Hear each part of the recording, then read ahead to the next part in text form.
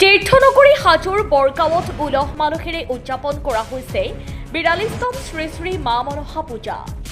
পাঁচগাঁও উন্নয়ন সমাজৰ উদ্যোগত ৫দিনীয়া কাৰ্যসূচীৰে অনুষ্ঠিত হৈছে এই ধৰ্মীয় আৰু পৰম্পৰাগত উৎসৱ।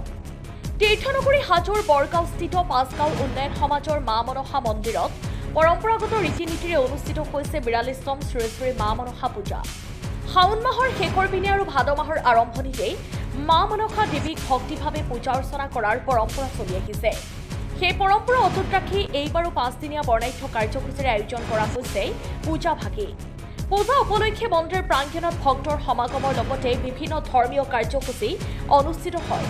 বিশেষকৈ মনসা পূজাৰ অন্যতম আধ্যাত্মিক আৰু পৰম্পৰাগত আকৰ্ষণ দেউধনী নৃত্য। ভক্তি আৰু আধ্যাত্মিকতাৰ পৰিৱেশত দেউধনী নৃত্যই পূজাৰ সৌষ্ঠৱ অধিক বৃদ্ধি কৰে। মা মনসাৰ আশীষ লাভৰ উদ্দেশ্যে দূৰ দূৰণিৰ পৰাও ভক্তসকল আহি পূজা অৰ্চনাত অংশগ্ৰহণ কৰে। পৰম্পৰা ভক্তি আৰু আধ্যাত্মিকতাৰ সমন্বয়ে হাজোৰ বৰগাঁৱত অনুষ্ঠিত এই শ্ৰী শ্ৰী মা মনসা পূজাই অঞ্চলটোৰ ধৰ্মীয় আৰু সাংস্কৃতিক ঐতিহ্যক অধিক সমৃদ্ধ কৰি তুলিছে। News desk report, Assam news live. আমাৰ 1984 চনৰ পৰা এটা আৰম্ভ হৈছে। আজি 42তম বৰ্ষ। ইয়াত আমাৰ বহু মানুহ সমাগম হয়। ইয়াত সকলোৱে বিশ্বাস কৰে যে মা মনসা এটা জীৱন্ত ভগৱান বুলি বিশ্বাস কৰে সকলোৱে মা মনসাক। আৰু মানুহে এইটো বিশ্বাস কৰে যে তেওঁৰ মনৰ ইচ্ছা পূৰণ কৰাৰ কাৰণে তেওঁক সকলোৰ বাঞ্ছা পূৰণ কৰে, সেইবুলি ভাবি সকলোৱে জীৱন্ত হিচাপে বিশ্বাস কৰি ৰাখি আছে। আৰু আপোনালোকে দেখিছে আমাৰ ইয়াত কিমান ধৰ্মপ্ৰাণ ৰাইজৰ সমাগম।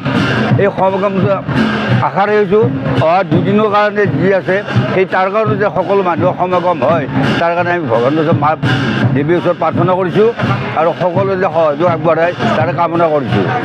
আৰু আমাৰ ইয়াত বহুত দেশৰ বহুত মানে অসমৰ বাহিৰৰ মানুহ আহি ইয়াতে আমাৰ উপস্থিত হয় দৰ্শন কৰাৰ কাৰণে। বৰ্তমান আহিছে, বহুতো আহে। আৰু ইয়াতে আমাৰ বলি প্ৰচাৰ চলি আছে। হাঁহ পাৰ ছাগলী ইত্যাদি চলে। মাজে মহ বলিও হয় আৰু এইবুলি মহ বলি হোৱাৰ এটা আশা আছে অহাকালি পৰহিৰ ভিতৰত, কিন্তু আজিলৈ হোৱা নাই। গতিকে ইয়াত মানুহ এটা বিশ্বাস পৰম্পৰাগত হিচাপে চলি আহিছে।